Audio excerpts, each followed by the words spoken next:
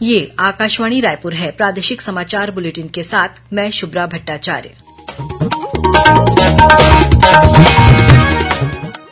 और अब पेश है आज के मुख्य समाचार।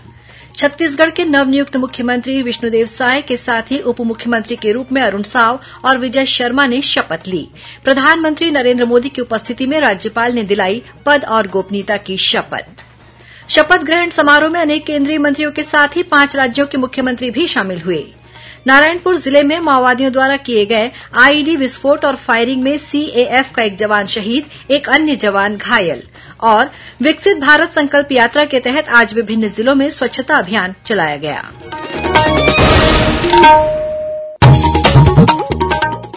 अब समाचार विस्तार से। छत्तीसगढ़ के नवनियुक्त मुख्यमंत्री विष्णुदेव साय ने आज रायपुर में आयोजित समारोह में पद की शपथ ली। राजधानी के साइंस कॉलेज मैदान में आयोजित गरिमामय समारोह में राज्यपाल विश्वभूषण हरिचंदन ने श्री साय को पद और गोपनीयता की शपथ दिलाई। उन्होंने हिन्दी में शपथ ग्रहण की। मैं विष्णुदेव साय ईश्वर की शपथ लेता हूं कि मैं विधि द्वारा स्थापित भारत के संविधान के प्रति सच्ची श्रद्धा और निष्ठा रखूंगा। मैं भारत की प्रभुता और अखंडता अक्षुण्ण रखूंगा।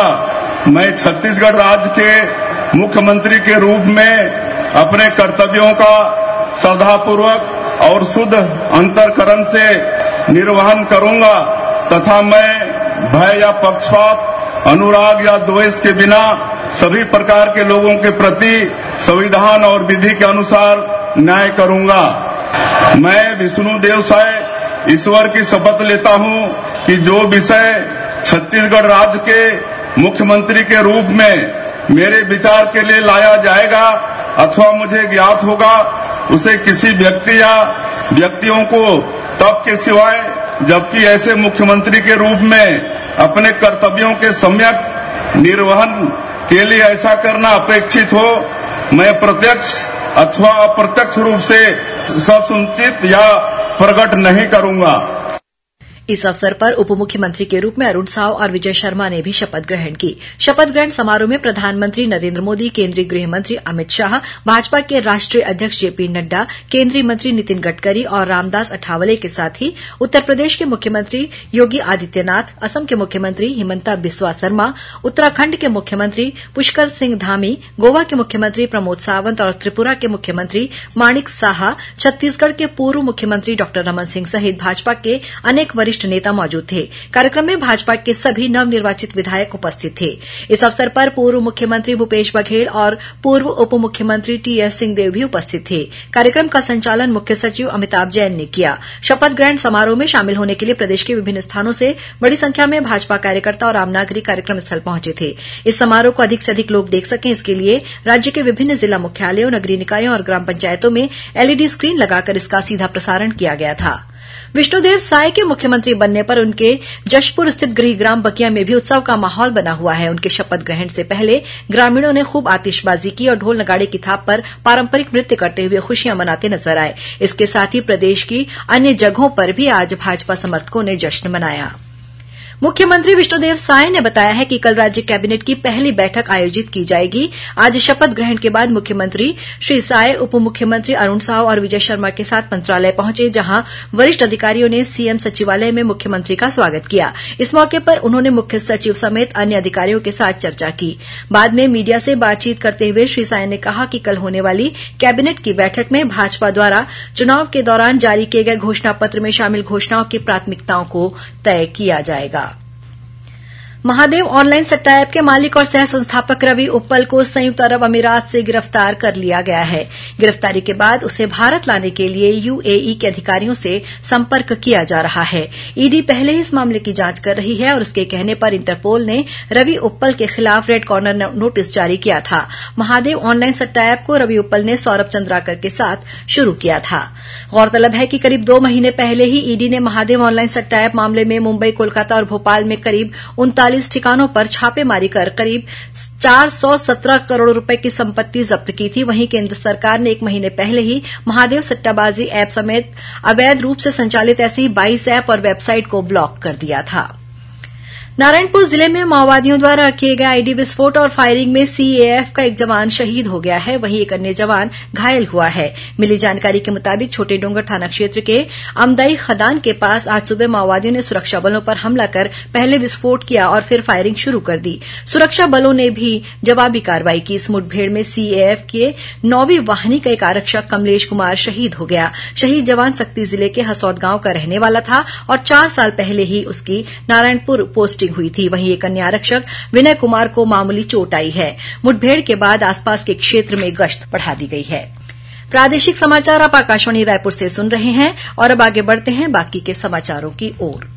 जांजगीर के पुलिस लाइन में परसों 15 दिसंबर से अग्निवीर भर्ती रैली के तहत शारीरिक दक्षता परीक्षा शुरू होगी।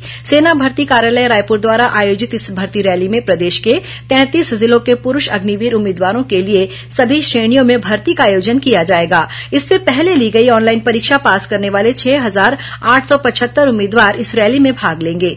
उम्मीदवारों को प्रवेश पत्र में दी गई तारीख और समय के अनुसार जांजगीर चांपा के खोखरा भाटा स्थित पुलिस लाइन में रिपोर्ट करना होगा। उन्हें अपने साथ पहचान और शैक्षणिक प्रमाण पत्र सहित अन्य जरूरी दस्तावेज लाने होंगे।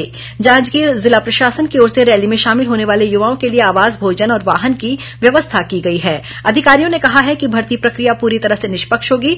उन्होंने कहा कि कोई भी युवा किसी के झांसे में न आए। योग्यता के आधार पर ही युवाओं का चयन होगा। राज्य शैक्षिक अनुसंधान और प्रशिक्षण परिषद ने डीएलएड, बीएड, बीए, बीएड और बीएससी बीएड पाठ्यक्रम में प्रवेश के लिए अंतिम चरण के आवंटन प्रक्रिया की समय सारिणी में संशोधन किया है। इसके अनुसार द्वितीय चरण के चौथी सूची के बाद शेष रिक्त सीटों के लिए 19 दिसंबर को प्रतीक्षा सूची जारी की जानी है। फिर महाविद्यालयों को 22 दिसंबर तक प्रवेश सूची को ऑनलाइन अपडेट करना होगा। इसके बाद इन पाठ्यक्रमों में प्रवेश के लिए निःशुल्क पंजीयन आगामी 14 फरवरी से 16 फरवरी तक कराना होगा। प्रतीक्षा सूची के लिए जिन अभ्यर्थियों का आईडी एक्टिव है उन्हें निःशुल्क अपना विकल्प फिर से देना होगा और किसी एक महाविद्यालय का विकल्प 14 से 16 दिसंबर तक देना होगा। वहीं प्रतीक्षा सूची के लिए जिन अभ्यर्थियों का लॉगिन आईडी एक्टिव नहीं है वे भी फिर से पंजीयन कर सकते हैं। इन अभ्यर्थियों द्वारा पूर्व में दिए गए समस्त महाविद्यालयों के विकल्प को निरस्त कर दिया गया है। अब यदि वे प्रवेश प्रक्रिया में फिर से शामिल होना चाहते हैं तो उन्हें निर्धारित तिथि में निःशुल्क पंजीयन कर किसी एक महाविद्यालय का विकल्प देना होगा। इस चरण में जिन्होंने अब तक अपना डीएलएड, बीएड, बीए, बीएड और बीएससी बीएड आवंटन प्रक्रिया में पंजीयन नहीं कराया है और अन्य महाविद्यालयों में प्रवेश ले चुके हैं, वे सम्मिलित नहीं हो सकते। विकसित भारत संकल्प यात्रा के तहत कोंडागांव के बांधा तालाब में आज जनप्रतिनिधि और अधिकारी स्वच्छता अभियान में शामिल हुए। इस मौके पर बांधा तालाब और आसपास के इलाकों में साफ सफाई की गई। जिला कलेक्टर ने युवाओं का आह्वान किया कि वे इस अभियान में भाग लेकर देश के विकास में भागीदार बने। इधर राजनांदगांव जिले के 407 ग्राम पंचायतों में भी विकसित भारत संकल्प यात्रा के तहत स्वच्छता अभियान चलाया जा रहा है। इसमें समाज के सभी वर्ग के लोग बढ़ चढ़कर भागीदारी निभा रहे हैं। इस बीच जशपुर जिले के नगरीय और ग्रामीण क्षेत्रों में भी आज स्वच्छ भारत अभियान कार्यक्रम का आयोजन किया गया। इसके तहत ग्राम पंचायतों के चौक चौराहों, अटल चौक, तहसील, स्कूल और आंगनबाड़ी परिसरों के अलावा बाजारों में भी साफ सफाई कर लोगों को स्वच्छता के प्रति जागरूक करने की पहल की गई। राष्ट्रीय एकलव्य विद्यालय खेल महोत्सव कर्नाटक के मैसूर में आगामी 8 से 12 जनवरी तक आयोजित किया जाएगा। इस महोत्सव में शामिल होने के लिए राज्य स्तरीय सिलेक्शन ट्रायल आज से शुरू हो गया है। ये ट्रायल 16 दिसंबर तक चलेगा। आदिम जाति कल्याण आवासीय और आश्रम शैक्षणिक संस्थान समिति की आयुक्त शम्य आबिदी ने बताया कि महोत्सव में तीरंदाजी, एथलेटिक्स, योगा, बास्केटबॉल, फुटबॉल और हॉकी सहित अन्य खेलों को शामिल किया गया है। उन्होंने बताया कि इन प्रतियोगिताओं में शामिल होने के लिए प्रदेश के 797 खिलाड़ियों का प्रारंभिक स्तर पर चयन किया गया है। राज्य स्तरीय सिलेक्शन ट्रायल के लिए चयन समिति गठित की गई है और राष्ट्रीय मानकों के अनुरूप खिलाड़ियों का चयन किया जाएगा। और अब कुछ खबरें संक्षेप में। मोहला मानपुर अंबागढ़ चौकी जिले में कार्य में लापरवाही बरतने के आरोप में 2 प्रधान पाठक और 4 सहायक शिक्षक सहित 7 कर्मचारियों को निलंबित कर दिया गया है। और बलरामपुर जिले के राजपुर वन परिक्षेत्र के तहत चंदोरी डांड गांव में गन्ने की फसल में लगाए गए बिजली करंट की चपेट में आने से एक हाथी की मौत हो गई है। अंत में मुख्य समाचार एक बार फिर।